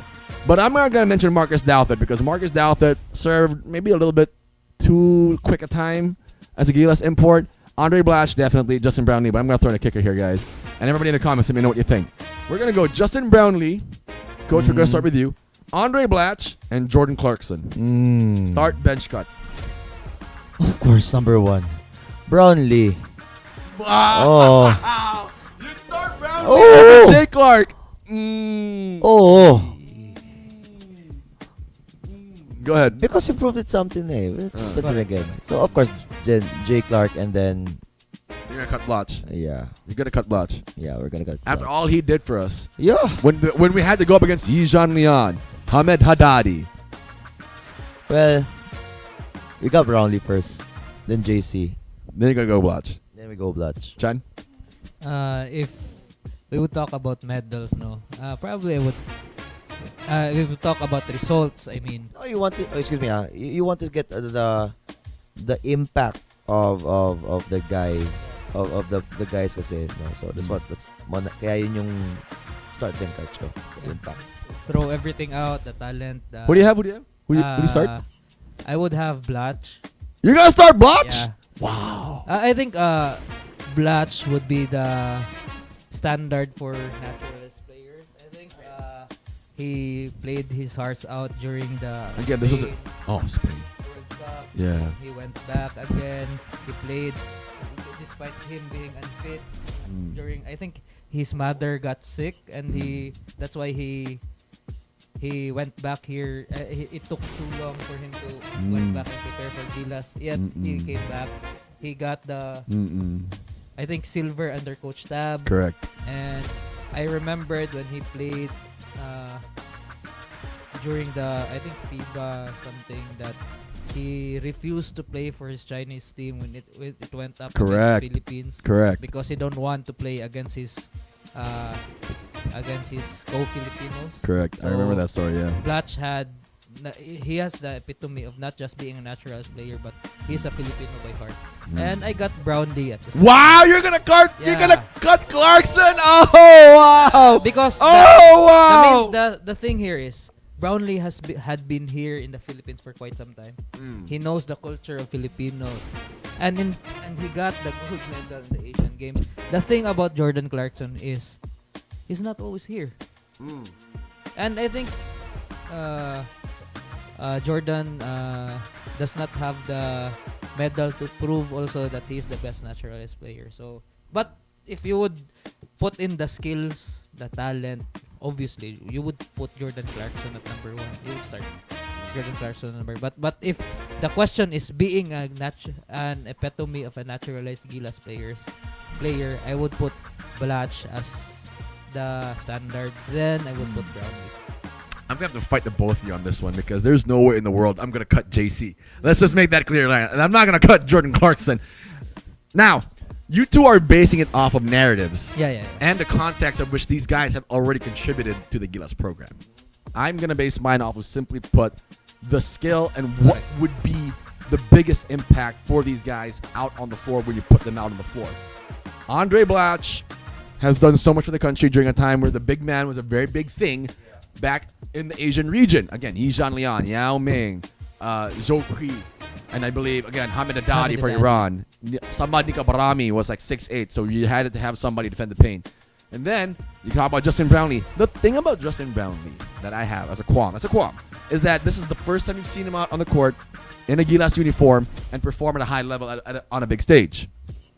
Same with Jordan Clarkson and FIBA. I put them in the same boat, but here's my SBC, right? Here's my start bench cut. I'm going to start Clarkson because on a bigger stage, against elite talent, against bigger talent, he performed. Technically performed. Got us one win against China. Congrats to us. Hooray. And I think when you're talking about skill overall, you just cannot argue what he brings to the table. Inarguable for me. I'm going to bench Justin Brownlee. All because of how diverse he is as a player, the versatility that he brings to the court on both ends of the floor, and his scoring ability. And the fact that he's like 6'7", 6'8", so he has that ability to defend bigger players and also guys out on the perimeter. And Blatch Blatch will be cut for me because Andre Blatch, I think, as good as he was during those times, he's a bit of a one-dimensional option as a big man. He can't defend the perimeter. He's going to have a hard time in pick and roll coverage, and you're going to need to bench him in situations where he's not feeling it from both the outside and the inside. He can go on the block. I get that. He can shoot from the three. But at the same time, if I'm talking about putting a player out there where I can trust him on both ends of the ball, I got Clarkson to start. I'm going to bench Brownlee, and I'm going to cut Andre Blatch. Makes sense. Bochard Wilson Tan. Brownlee won our territory in the West Philippine Sea. Let's see if China will finally, budge on that.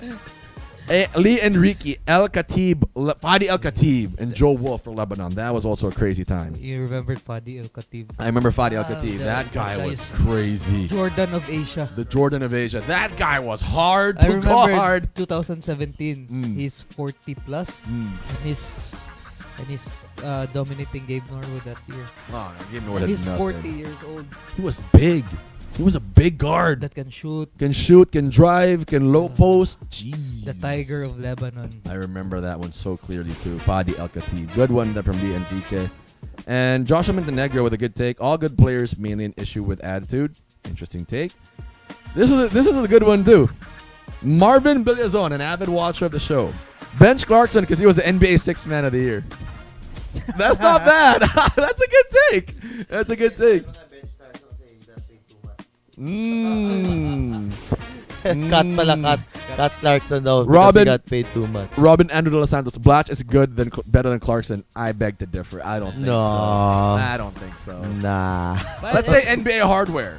Jordan Clarkson. Let's say skills. Jordan Clarkson. Andre Blatch is a good low post guy. He's big, but he's not better than Jordan Clarkson. I don't. But give credit to him. He got some skills also. Like Oh yeah, he's good, but he's not as good as Jordan Clarkson. Oh yeah. You know what I mean?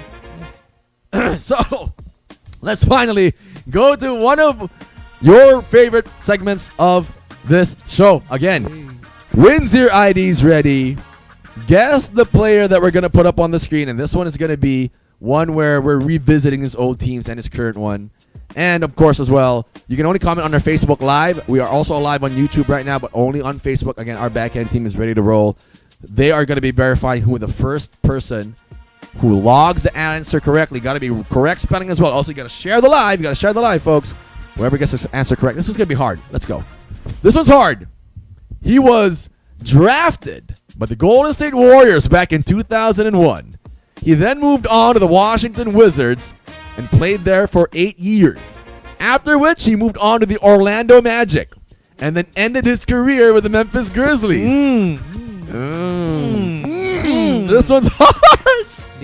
This one's hard. This was the year na parang nag-peak talaga siya. Oh, he was peak. He was He was peak like from 2003. getting those those points, those shots. Oh my goodness.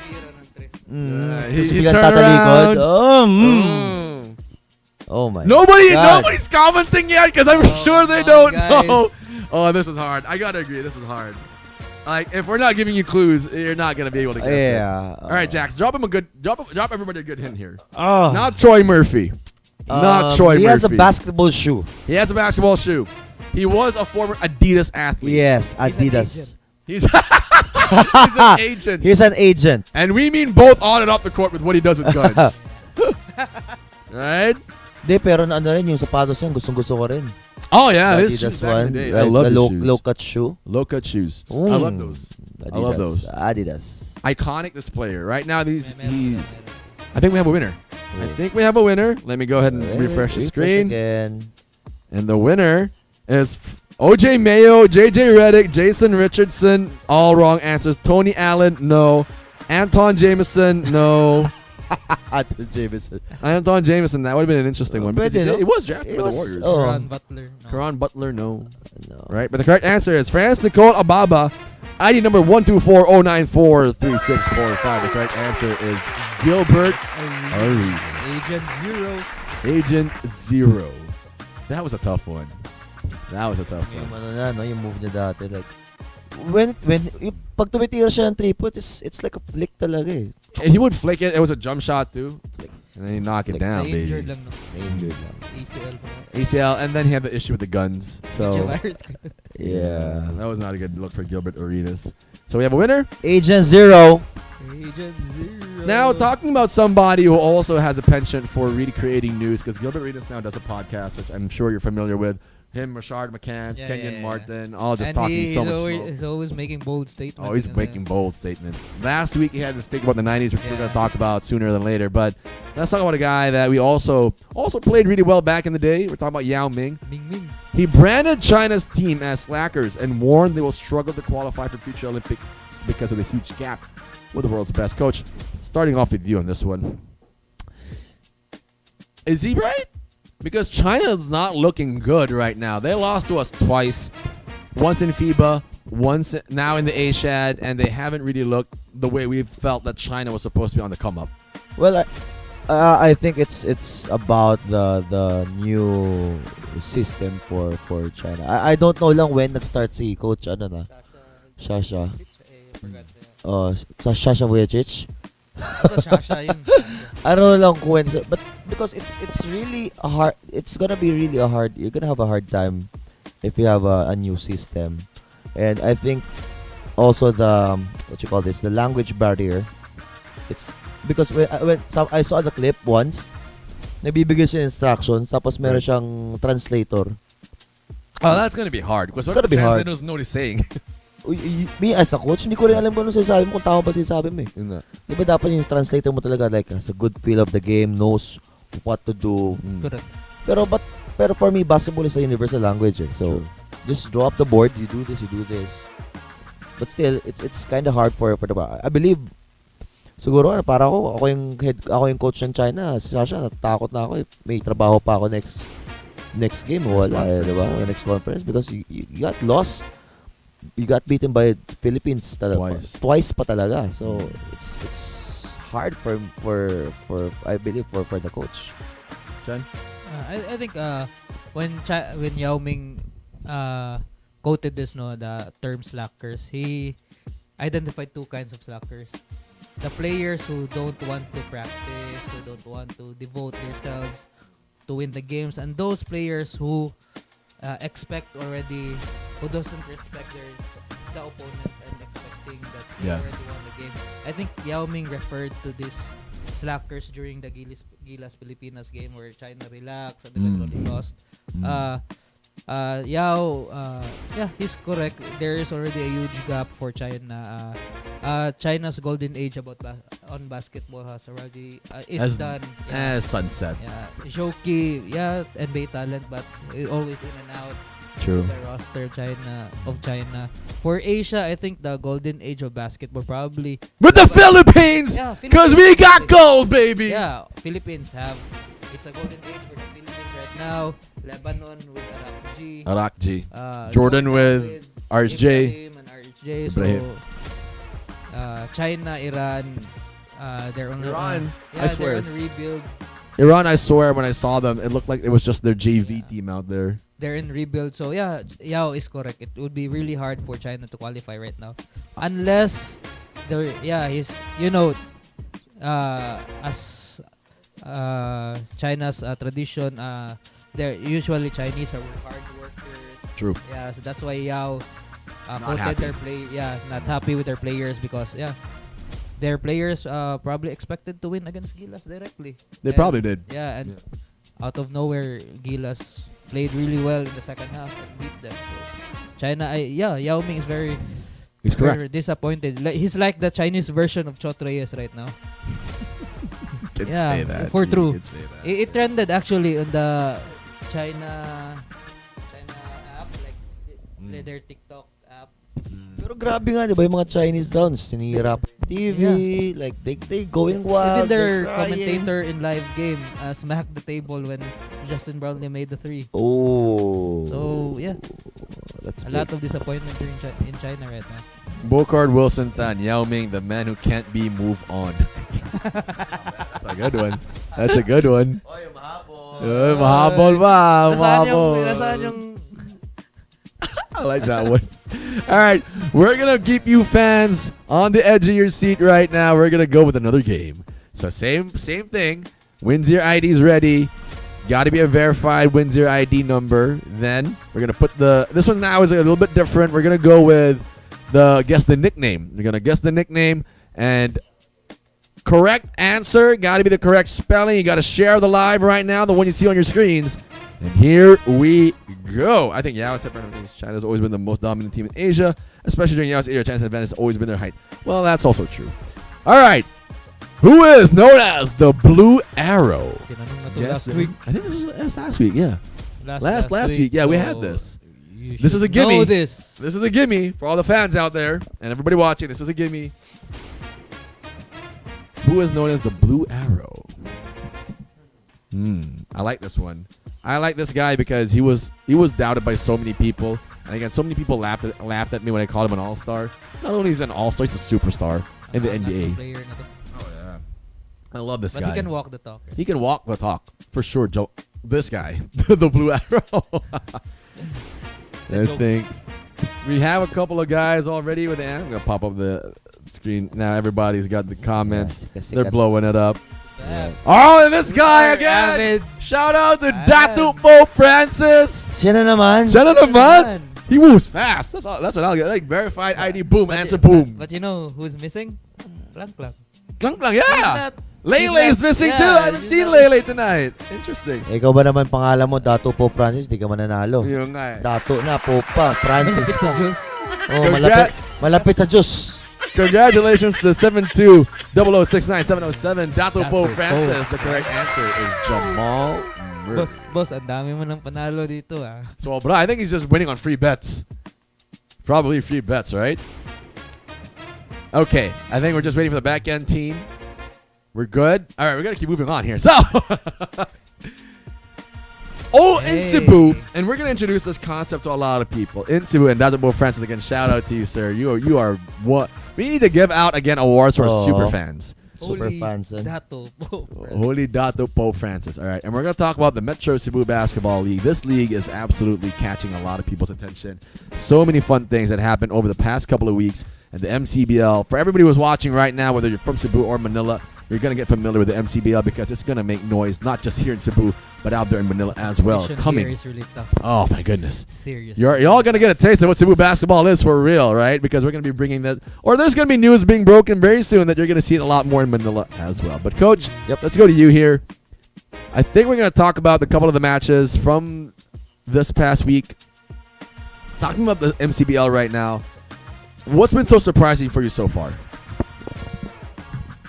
We got new teams. Like they're trying their luck to win the games. No, we got new teams. We got new faces, new players, and it's kind of exciting for them to go up against our veteran laden teams and veteran players. No, so hopefully we'll have more of this as we progress. So I think third week pa tayo. So hopefully we'll have more.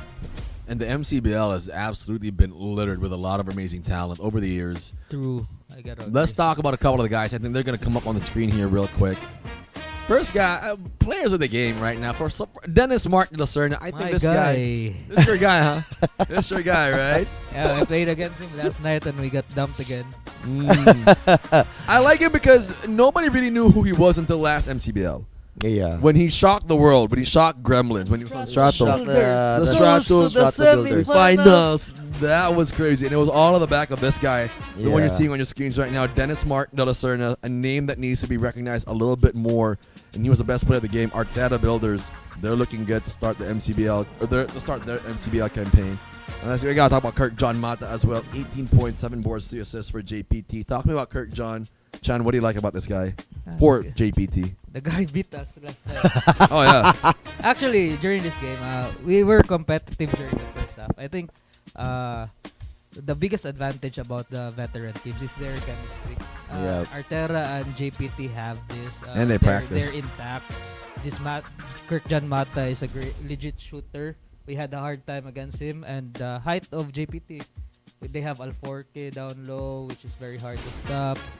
I think mainly they beat us because our team lacks chemistry considering we're a new team. Yeah. They would beat us because we lack an actual team, though. And these guys got new shoes. I noticed. Yeah, I was gonna ask that. During your game? Yeah, and they were warming up and when Tino mo, paano nakakahiya yun? Nice. Nag-warm up ka tapos yung kabilang team mo na binigyan ng sapatos. Siyempre they ikaw, brought a new box ikaw, full of boxes. precision 6. ikaw motivate ka ba nun? I would want that at least step on their shoes. You know what I mean? That's Like, why I'm telling the other players, Tol, baka pwede lumipat dyan. but Kirk John Mata definitely someone to also watch out for the MCBL. Let's keep it going here. I think next up on the screens will be somebody who was known already in the league. Oh yeah. Yeah, We gotta talk about this Oh, guy, yeah. the King Lion, The Ralph Lion. Bellarmino, 20 points, 8 boards, 3 assists as well. he put on for Matias Right Farm. I thought they Yeah. had a really easy game in their It was a walk on the park for Matt. walk in the park for them as well. You got, Right. I think former player of Sherilyn. Ralph Villarmino? No, he Yeah. played for Gremlins. Yeah, Sherilyn Gremlins before. Like Correct. before pag Sherilyn team na siya, Sherilyn, Yeah. then he didn't really get that a playing time for that team. Then transferred Gremlins, and then after that, Matias. Well, Matias is deep They're tried deep to this year. Get him. Yeah. with the leadership of Winston, right? Yeah. I actually like what I see because at least our team didn't get the.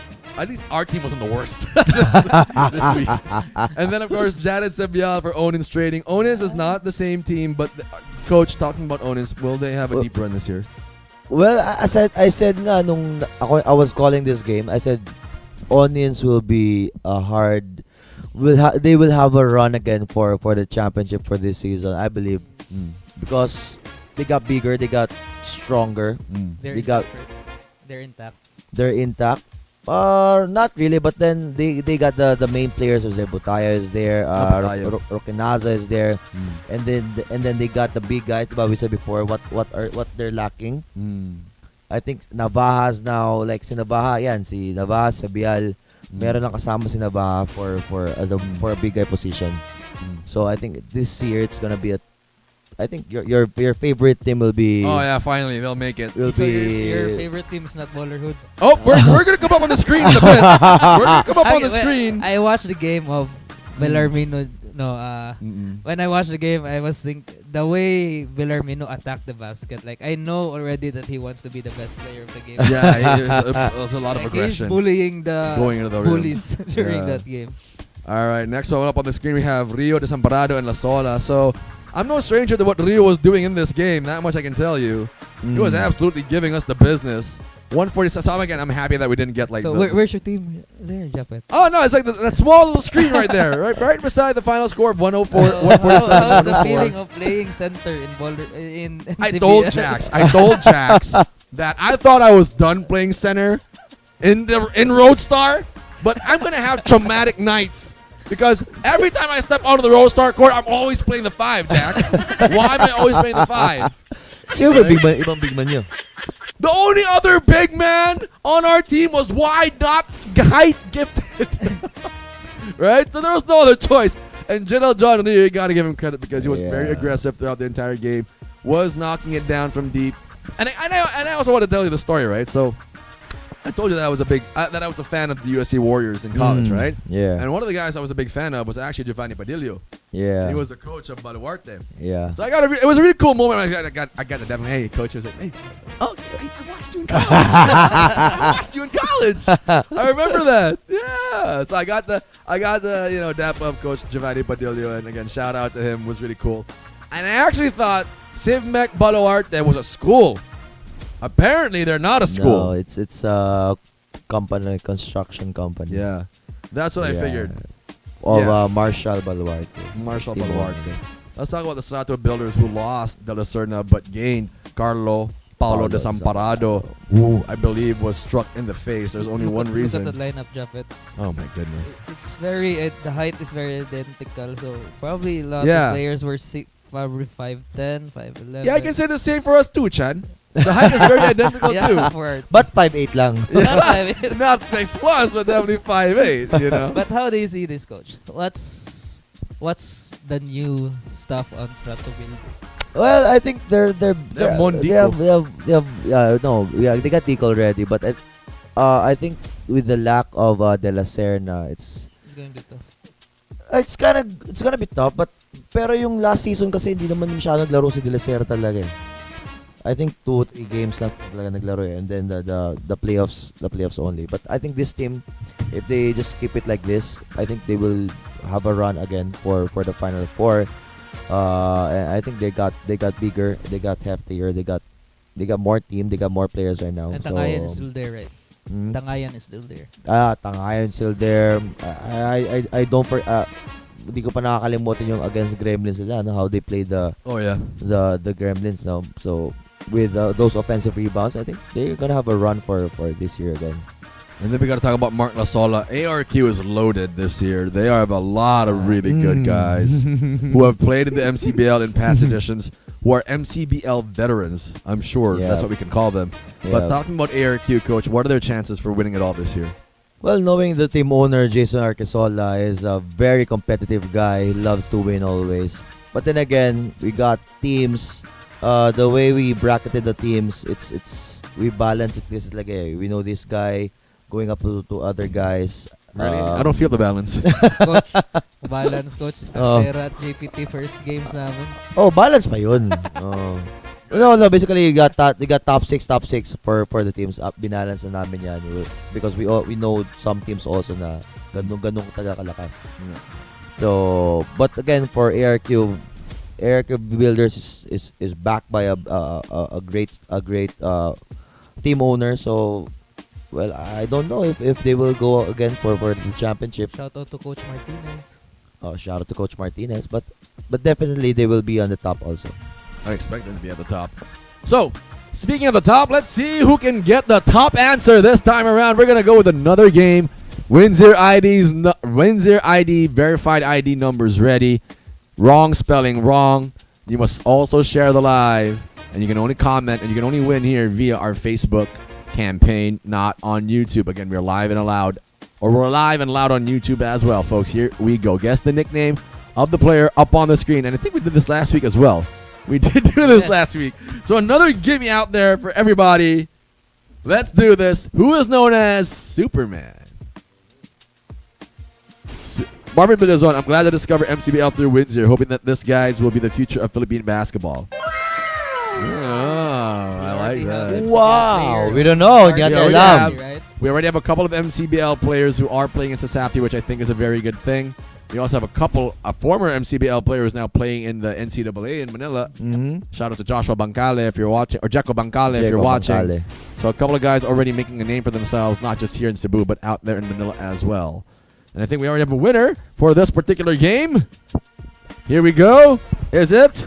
Will it? And the winner is Dan Alighieri, ID number 178276 222. Dwight Howard. I mean, this could have been Shaquille O'Neal as well. This is basically anybody else who, would want to be. Like when they're out on the court, they're super hot. Is Jax related to Japs, the MPBL player? Hindi po. Parang Japs Bautista? They, Is that Japs? you know what's funny? Diba, we were watching I was watching the MPBL game and then they shout, Japs Bautista. Nagulat ako eh. Lo, paano shoutout? Nandito ako. Dapat yung pala Japs pala. Hindi pala Jax. Pero hindi po kami related. That is a funny story. Masyadong maraming Bautista talaga sa bundo. I remember tuloy yung pinapili natin si Neil. Anong pipiliin mo? Jax Bautista or Mavs Bautista? At saka hindi rin po kami related ni Mavs po. Okay. Mahaba lang talaga buhok niya. Mavs Bautista is good at dribbling. Tapos yung Jax Bautista, Shooting ba? Sige lang. Okay na yun. I mean, you can take that and run, right? Okay, here we go. So Challenge ba tayo nito? Coach Mavs saka probably. Coach Mavs saka Coach Jax Bautista. Shootout, no? Shootout ba Shootout. tayo? Coach Mavs! Sana naman. Ano? Ito na. So, outside of winning, by the way, again, congratulations to Dan Alighieri, 178-276-2223. Dwight Howard is the correct answer for Superman. Let's talk about other people who have won as well over the past couple of days, and this one's going to get a little bit crazy because I really can't see the screen. Here we go. Now I do. If you know already, Winzir is your go-to betting site, and there's a reason why. Look up on your screens right now. Let's see. The bet was about 10,000 pesos. This guy doubled up. San Antonio Spurs versus the Oklahoma City Thunder. The bet was, I believe, for the San Antonio Spurs. The bet was for the San Antonio Spurs. Got the dub. The multiplier was 1.9. Won easily. Doubled his money. 10,000 pesos. Turned 20 grand. Let's keep the ball rolling here. San Antonio Spurs versus the Oklahoma City Thunder. Same bet. San Antonio won. Easy money. The next bet was for Boston and New York. I believe that this was straight up the match winner with the multiplier being 1.2. I think Boston won this one 80-67. 8K turned 18,000. Wow, that's a good bet. And I think the last one on your screens right now, the Lakers versus the Warriors, a 35,000 peso bet turned 77,000. Again, when you talk about investments, screw that. Let's go on Winzir and just make a lot of money. And the final play, Minnesota versus Dallas, Los Angeles versus Golden State. And I believe this was straight up against the odds with the multiplier 1.6 and 1.6 as well. 5,000 pesos turned 13,000 pesos. These are some crazy bets, folks. You know what to do. Bet big, win big with Winzir. For hot takes, here we go. Here's the one our team actually nominated. So you got Bokard Wilson Tan Yao Ming, the man who can't be moved on. I still like that one. And Fernandez with the Bucks, Celtics, Sixers, Cavaliers, Knicks. Do we like this one? Top 5 in the East. Yeah, probably.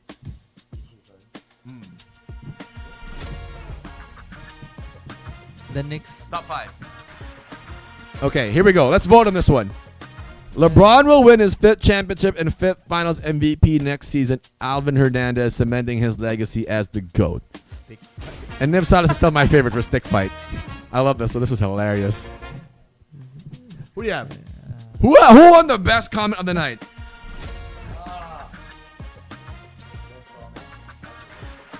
I got the stick fight. That's 2 out of 3. I don't care what you say. We're going to go stick fight. Niv Salas. Congratulations to Niv Salas. It was just too good a take.